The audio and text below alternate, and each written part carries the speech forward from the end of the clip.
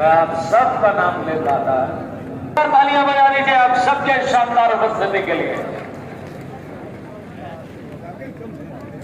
श्रीमती वसुंधरा सिंधिया पूर्व मुख्यमंत्री आज बीकानेर में जबरदस्त भीड़। स्टेज के ऊपर है, स्टेज खाली करना है। हुक्म बिल्कुल सर, मैं तैयार हूं। आदित्य सत्कार का शहर है बीकानेर शहर। मुकुंद सिंह जी है, मैं तेरी मंच पर आगमन के साथ आप सैकड़ों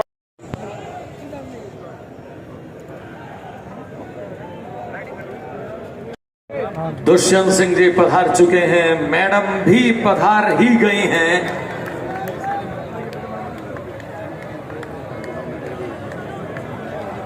मैडम मंच की तरफ पधारते हुए हेलो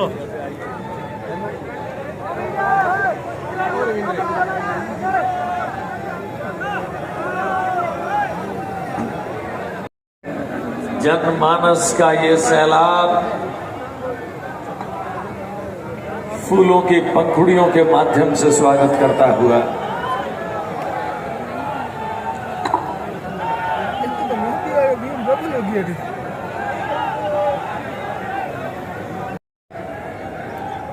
प्यार, ये दुलार और ये बीकानेर की शानो शौकत के साथ में मंच पर आगमन हो चुका है वसुंधरा राजे साहिबा का।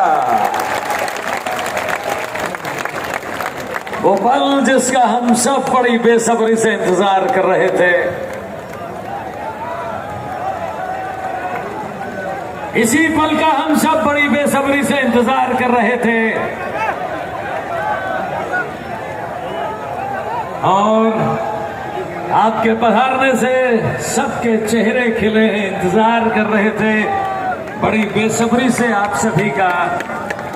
पाक विस्थापित सारे जूनागढ़ के रैंक के ऊपर है, आपका बहुत बहुत स्वागत है पाक विस्थापितों का। आइए आइए मोदी साहब, बहुत बहुत स्वागत है।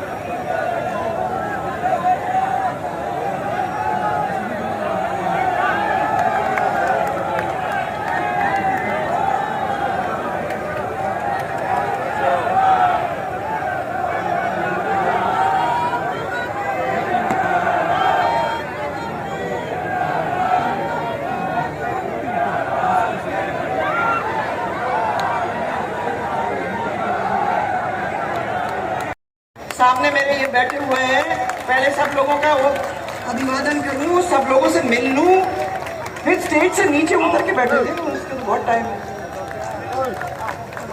कुर्सियों पर बिराजो आप, कुर्सियों पर, अरे कुर्सियों पर बिराजो, अब खड़े मत रहो भाई।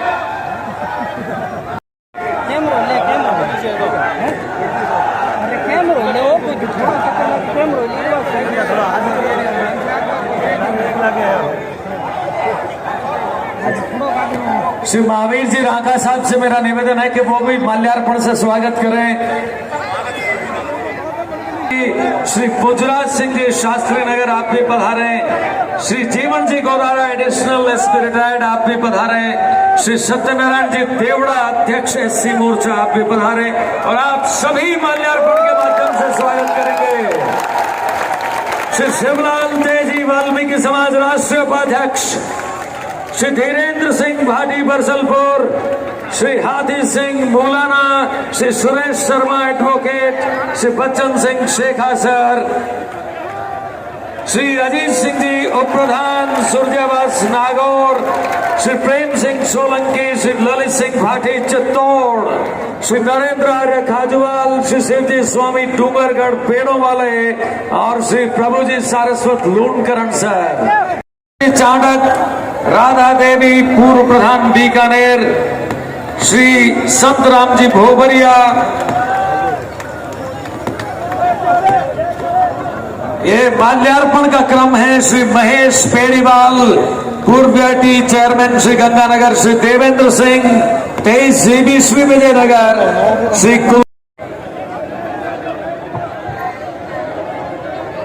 क्या बात है। और जो लोग सम्मान कर चुके वो नीचे पर गूगल मंडल अध्यक्ष राजू नाइका, छतरगढ़ मंडल अध्यक्ष श्री सवाई सिंह तंवर, श्री माधो सिंह भाटी,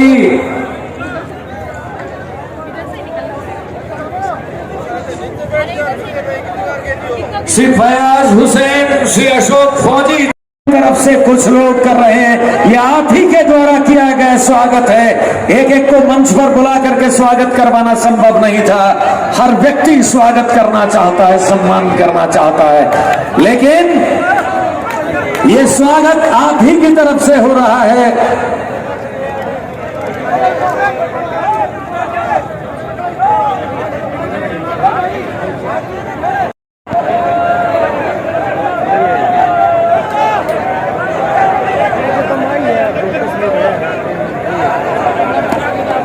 हिस्सा बन रही हैं।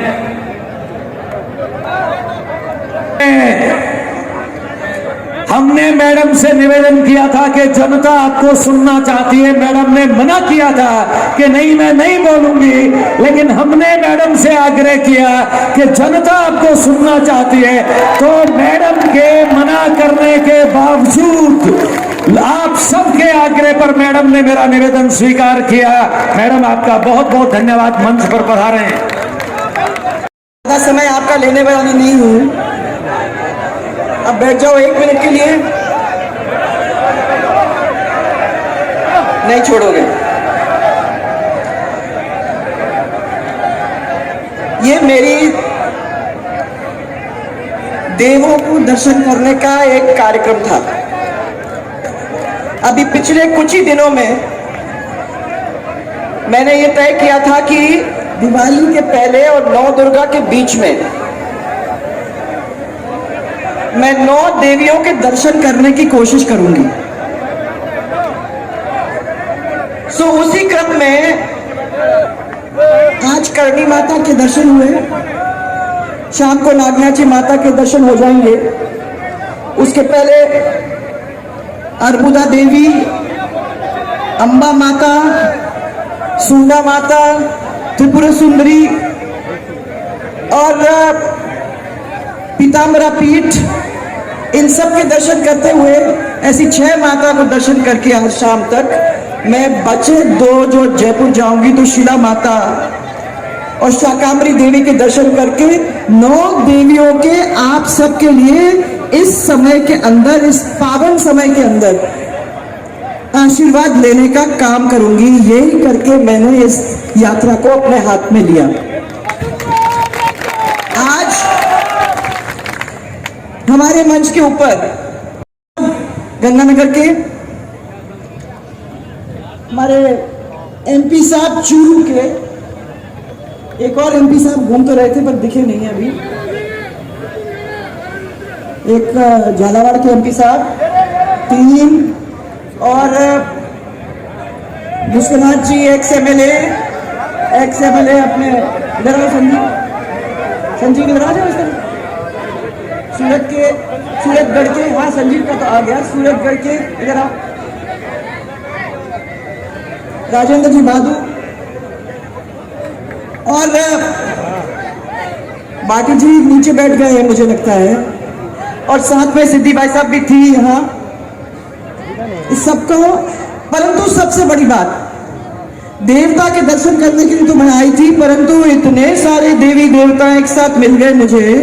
ये मेरा सौभाग्य है कि यहाँ से लेकर यहाँ तक, यहाँ से लेकर वहां तक और ये पूरे घर पे चलते चलते ऊपर तक सब लोगों के मेरे को दर्शन करने का मौका मिला है। ये सब देवी देवताओं के साथ ये भी देवी देवताओं के दर्शन मुझे मिल गए हैं ये, और इसके लिए मैं आप सबकी बहुत बहुत आभारी हूँ। सबसे पहले मैं आपको 9 दुर्गा, दशहरा और आने वाले दिवाली, इन सब की बहुत सारी आपको बधाइयां देना चाहती हूँ। देवताओं के साथ साथ माता लक्ष्मी जी के प्रार्थना करती हूँ कि आपको, आपके परिवार को, हमारे पूरे राजस्थान के वासियों को ये सुख समृद्धि उनके घर में अनाप शनाप खुशहाली और ये सब देने की इस साल के लिए कोशिश करें। आप लोगों को सबके घर के अंदर खुशी भर जाए और आने वाला साल आपका बहुत अच्छा निकले, यही भगवान से और देवियों से मेरी प्रार्थना है। बीकानेर एक अलग जगह है। बीकानेर के लोग से मुझे एक विशेष लगाव है। बीकानेर के लोग ने बहुत मुझे प्यार दिया, उसके साथ साथ उनमें एक मिठास है, एक अपनापन है, एक उदार दिल है। और जब भी मैं बीकानेर आती हूँ तो मुझे ऐसे लोगों से मिलने का मौका मिल जाता है, बहुत अच्छा लगता है। प्यार में कोई कमी नहीं छोड़ते, बिल्कुल दिल खोल करके देते हैं। परंतु आज मैं बीकानेर वालों के साथ साथ इन सबको भी धन्यवाद देना चाहती हूँ जो दूर दूर से चल के यहाँ हमारे इस देव दर्शन यात्रा में आए हैं। चाहे वो चित्तौड़ से चल के आए हो, चाहे वो बाड़मेर से चल के आए हो, चाहे वो झालावाड़ से चल के आए हो, कुछ तो भरतपुर से चल के आए हैं। मैं राजस्थान के अलग अलग जगह से बहुत सारे लोग अलग अलग तरीके से यहाँ पहुंचे हैं और उनका आशीर्वाद और उनका प्यार आज मुझे मिल रहा है। इसके लिए मैं आपको बहुत बहुत बहुत धन्यवाद देना चाहती हूँ। मैंने भी कोशिश की, आपका कितना प्यार मिला तो मैंने भी कोशिश की कि मैं भी आप लोगों का सबका सहयोग करूं। मैंने भी कोशिश की कि बीकानेर के अंदर जो काम रह गए थे उन काम को पूरा करने का एक प्रयास करूं। ऐसे कोई कमी नहीं छोड़ी थी और बीकानेर के अंदर इतने सारे काम हुए कि आज पहले गढ़ गणेश के मंदिर के दर्शन करके इस मंच पे खड़े होकर मैं जब पीछे मुड़ के देखती हूँ तो वाकई में बड़ा दुख होता है। इतने सारे काम हुए, 4 साल के अंदर विकास मानो रुक गया है। मैं इधर देखती हूं तो जिस सूर सागर के लिए हम लोग सब ने मिलकर मेहनत की थी, आज वो सूर सागर सूखा पड़ा हुआ है। और ये अकेला नहीं है, बीकानेर भी रुक गया। जो रास्ते थे वो रास्ते में फिर से गंदगी आ गई। मुझे याद है कि 15 दिन के अंदर मैंने इस बीकानेर की सफाई करवाई थी, आपको याद होगा। यह एक ऐसा क्षेत्र है जिसके अंदर लंबे चौड़े सड़क उन सड़कों के अंदर फिर गड्ढे हो गए हैं। बिजली की हालत क्या हो रही है पूरे राजस्थान के अंदर, कभी समझती हूँ और सुनती हूँ तो डर भी लग जाता है कि उनके बिल में कमी आए। आज 1 या 2 रुपए तो बढ़ गया बिल, आपके हर एक यूनिट में 1 या 2 रुपए बढ़ गया है। जो ट्रांसफार्मर 72 घंटे में बदले जाते थे वो ट्रांसफार्मर तो मुझे नहीं बदलते हैं। और जो बिजली आपको 7 घंटे मिलती थी कृषि के और जो बिजली आपको मिलती थी 22 घंटे घरेलू, आज ना तो वो 22 घंटे बिजली मिलती है सही तरीके से और ना वो कृषि के बिजली जिस तरीके से मिलनी चाहिए वो मिलती है। अगर मैं कोई गलत बोल रही हूं तो बता देना, मुझे बता दो मेरे को अगर मैं गलत बोल रही हूं। मुझे ये समझ में नहीं आया। ये वादे करने में तो माहिर है, झूठ बोलने में भी माहिर है। मैं अशोक गहलोत जी से पूछती हूं कि चुनाव के अंदर तो आराम से 10 दिन के अंदर वादा किया था कि हम सब बेचारे गरीब किसानों के संपूर्ण कर्जों को माफ कर देंगे। किसी का हुआ कर्जा माफ? किसी का हुआ कर्जा माफ? मैं जब दौरा करने गई थी इसके बाद, चुनाव हारने के बाद, और जब जनता के बीच में गई और मैंने ऐसे मीटिंग में अपन बैठे थे तो मैंने मीटिंग के लोगों को कहा, मैंने कहा मुझे ये बता दो कि इतना काम करने के बाद आपने ये सरकार को क्यों बदला? अगर अभी 5 साल हमारी सरकार अब फिर भी होती तो जो काम अपने अब अधूरे पड़ गए हैं और जिनको फिर वो काम आज तक माने 5 साल के अंदर खत्म हो जाता। तो सब लोगों ने मेरे सामने जो बैठे थे उन्होंने कहा कि साहब आपकी सरकार जब आई थी आपने कर्जा माफी की बात की थी और आपने 8,000 करोड़ के कर्जे हमारे किसानों के माफ करके हम लोगों को कागज पकड़ा दिया जिसमें हमारे पूरे कर्जे माफ दिखाई देते थे। तो हमने सोचा कि अब ये सरकार आई है, इन्होंने भी गिन के कहा, उंगली चुटका चुटका के 1 2 3 10 तक गिन के उन्होंने ये कहा कि चिंता मत करो, संपूर्ण कर्जे किसानों के माफ हो जाएंगे। तो हमको लगा कि आपने माफ कर दिए तो चलो हम इसको भी देख लेते हैं, हो सकता है कि संपूर्ण कर्जा माफ हो जाएगा तो हमारा तो कल्याण हो जाएगा।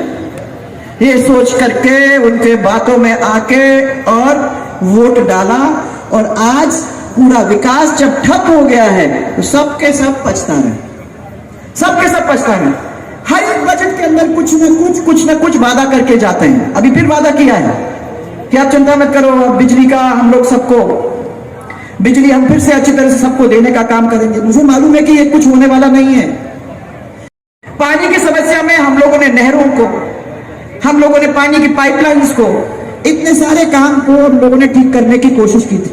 अब आप लोगों को मैं बता दूं कि वो तो सब जितने ठीक वहीं के वहीं ठप हो गए, पानी आगे बढ़ा नहीं। अभी मैं नोखा होके आ रही हूं तो नोखा के अंदर हम लोगों ने तय किया था कि देशमुख तक पानी पहुंचा के और वो पानी को फिर से नोखा तक पहुंचाएं। तो भगवान की दया से वो पानी का इंतजाम पहले से किया हुआ था तो वो पहुंच जाएगा। परंतु जगह जगह पे ऐसी भी बात हुई थी जहां पैसा रख दिया था परंतु उसको जमीन पे लाने की बात ही नहीं। पंचायत हेडक्वार्टर के ऊपर अपन एक स्कूल खोलेंगे। तो इन्होंने कहा कि हम एक अंग्रेजी मीडियम का स्कूल खोलेंगे। भाई आपको कुछ तो कुछ बोलना ही है, तो एक अंग्रेजी मीडियम का स्कूल खोलेंगे। तो ये अंग्रेजी मीडियम के स्कूल तो खुल गए परंतु अंग्रेजी मीडियम में टीचर सिखाने वाला ही नहीं है, तो फिर अंग्रेजी मीडियम स्कूल का मतलब क्या? और जो हमारे स्कूल थे उन स्कूल को वैसे के वैसे ही छोड़ दिया है। उन स्कूल की हालत भगवान भरोसे। कॉलेज खोल दिए हैं, कॉलेज में टीचर नहीं है, फिर वापस वही मुसीबत। स्कूल के 3 कमरों में कॉलेज खुल गया है। रीट की परीक्षा आप लोगों ने देखी है, लाखों युवाओं ने रीट की परीक्षा के लिए पढ़ के और उस परीक्षा में बैठने का काम किया। लाखों के साथ उनकी जिंदगी के साथ खिलवाड़ हुआ। क्यों? Paper leak. और उसमें ही नहीं लीक तो हजारों बने, इतने सारे उनके परीक्षाएं थी, उन सब परीक्षाओं में कहीं ना कहीं आपको मालूम है कि पेपर लीक हो गए। आपके पेपर लीक है, आपके स्कूल की मुसीबत है, आपके रोड ठीक से नहीं चल रहे हैं, आपके पानी की मुसीबत है, आपकी बिजली की मुसीबत है। वापस उसी गड्ढे में जाके गिरे हैं जहां 5 साल पहले हम निकलने की कगार पे थे। थोड़ा सा बार और मेहनत हो जाती तो मैं समझती हूं कि इन 5 साल के अंदर हम वो काम ही कर देते। और जिनको अपन ने सरकार सौंपी, जिनको हमने सरकार सौंपी, उनने हमारे साथ विश्वासघात किया। अशोक गहलोत ने जो हमको वादे किए थे वो तो पूरे नहीं किए। 2 साल कोविड में निकाल दिए, ये कह के कि भैया कोविड है तो हम लोग कोई बाहर नहीं जा सकते। 2 साल वादों के अंदर निकाल दिए। अब चुनाव फिर आने वाले हैं तो एक तरफ तो आप लोग, आपकी मुसीबत भगवान भरोसे, और दूसरी तरफ कुर्सी पे कौन बैठेगा उसका झगड़ा चल रहा है। एक तो चिपक रहा है कि भाई मैं कुर्सी छोड़ूंगा नहीं, और दूसरा कह रहा है कि किसी भी हालत में इसको कुर्सी में से निकालना है ताकि हम उस कुर्सी पे चढ़ जाएं। अब ये खेल आपका 2 साल से मैंने देखा खड़ी हो जाती है। कोई कहता है कि मैं बनूंगा, कोई कहता है नहीं मैं रहूंगा। जनता से कोई मतलब नहीं है। आप लोगों को मैं इतना ही कहना चाहूंगी कि हम लोगों ने मेहनत की, हम लोगों ने आपको परिवार माना और ये मेरा परिवार है। आज मैं आपको यही कह सकती हूँ कि ये परिवार इसलिए यहाँ है क्योंकि हमारे और आपके बीच का प्रेम है। राजनीति एक अलग चीज ही होती है भैया, एक मिनट। राजनीति एक अलग चीज होती है। राजनीति के अंदर लोग आते हैं जाते हैं।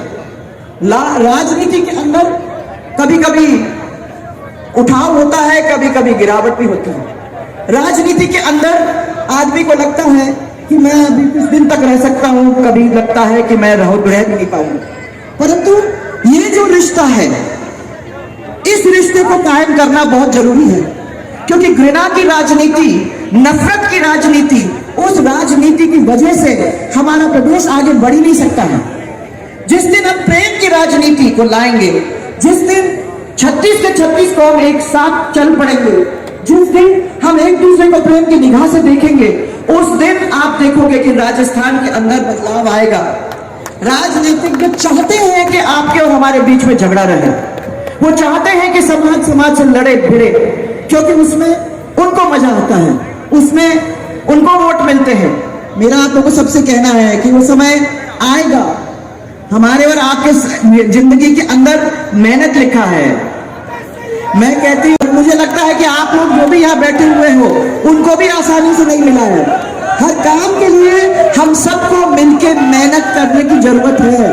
अगर आप और हम मेहनत करेंगे तो मुझे विश्वास है कि ईश्वर हम सब के ऊपर आशीर्वाद देगा, आशीर्वाद देगा, और आशीर्वाद देकर आपके और हमारे हाथ को मजबूत करेगा, भारतीय जनता पार्टी को मजबूत करेगा। और जिन लोगों ने 5 साल हमारे सबके साथ खिलवाड़ किया है, उन लोगों को हटाकर हमको फिर से मौका देगा, ताकि आने वाले समय के अंदर मोदी जी के हाथ को हम लोग मजबूत कर पाए और जोरदार तरीके से फिर से हमारी सरकार बनाने का काम करें। बताओ, मुझे मालूम है कि आप 4 साल से थके मांदे बैठे हुए हो। आप सबको ये लगता है कि अरे भाई फिर एक कोई आ गया जो हमको ये कह रहा है कि भाई मेहनत करो, कब तक मेहनत करोगे? और बिना मेहनत के कोई काम होता नहीं भाई। इसलिए मेरा तो सिर्फ इतना ही कहना है कि मेरा तो आप लोगों को बहुत सारा प्यार, इस प्यार की डोरी को ही आप तगड़ी करो। मैं बार बार ये कहती हूँ कि भगवान कुछ भी हो जाए, ये प्यार जाना नहीं चाहिए। ये हमारी पूंजी है, ये भारतीय जनता पार्टी की पूंजी है। इस पूंजी को हमको बचा के रखने की जरूरत है। इस पूंजी में हम सब पूरे राजस्थान को जोड़ें और हम लोग मिलकर मोदी जी के हाथ को मजबूत करके और एक बहुत जोरदार तरीके से हमारी सरकार फिर बनाने की तैयारी करें। तो है कि नहीं तैयारी भाइयों? आप लोग जो पीछे बैठे हो बताओ, सबकी तैयारी है कि नहीं? एक चीज और पूछना चाहती हूँ, आप लोगों में जो बीकानेर के वासी हैं, मुझे मालूम है कि बड़ा प्रेम है दिल में, मुझे मालूम है कि आप ज्यादा मैंने लोगों से लड़ने की तैयारी में रहते नहीं हो, है ना? हाँ, जब लड़ते हो तब छोड़ते भी नहीं हो। तो भाइयों, ऐसी सब चीजों के लिए लड़ना तो पड़ेगा ही। अपन इन चीजों को बना के रखेंगे। इतने सुंदर बीकानेर में अपन रह रहे हैं, उस सुंदर बीकानेर को एक ऐसा शहर बना के रखें। जब बार बार मैं आपको पहले भी कहा करती थी कि पर्यटक आए, पर्यटक देखें और पर्यटक वापस जाके कहें कि एक बीकानेर शहर है, वहां चलो, वहां ऐसा सुंदर शहर, ऐसे सुंदर लोग, ऐसे अच्छे दिल वाले लोग, इतना बड़ा दिल वाले लोग, वो ऐसे लोग मिलेंगे आपको। तो ऐसे लोग मिलेंगे, ऐसे शहर को अपने को ठीक ठाक रखना है। उसकी लड़ाई तो लड़ोगे कि नहीं लड़ोगे भाई? तो सब एमएलए बनाए, अपन ने सरकार के मंत्री बने हुए हैं, तो क्या आप उनसे कहोगे नहीं क्या कभी कि भाई साहब आप लोग हमारे लिए सरकार में क्या कर रहे हो? कुछ नहीं करना अपने को, 5 साल में अपन कुछ करेंगे। परंतु बीकानेरी नहीं, मैं तो ये कह रही हूं कि मेरा पूरा प्रदेश तो एक ऐसा प्रदेश है जिसको साथ लेकर राजस्थान को अग्रणी प्रदेश बनाने का एक संकल्प हम लोगों ने लिया है। और पहले की तरह इसको फिर से सिरमौर एक अग्रणी प्रदेश बनाने की हम लोग कोशिश करेंगे। और आप यहाँ सब लोग, परंतु प्यार तो प्यार होता है, और आप लोगों ने प्यार दिया तो माइक को पकड़ना ही पड़ा। आप आए, आप लोग सब ने इतना मुझे प्यार दिया है, इस प्यार को बनाए रखना। बहुत बहुत आप लोगों को धन्यवाद। और विश्वास रखना कि हम लोग कुछ है नहीं है, लड़ाई करने में पीछे नहीं है। देवी सिंह भाटी, देवी सिंह भाटी, देवी सिंह भाटी, देवी सिंह भाटी, देवी सिंह भाटी,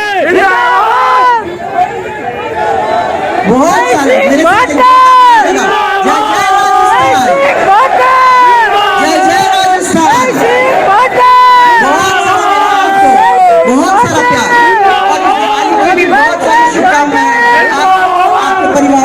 सबको मेरी ओर से रखना।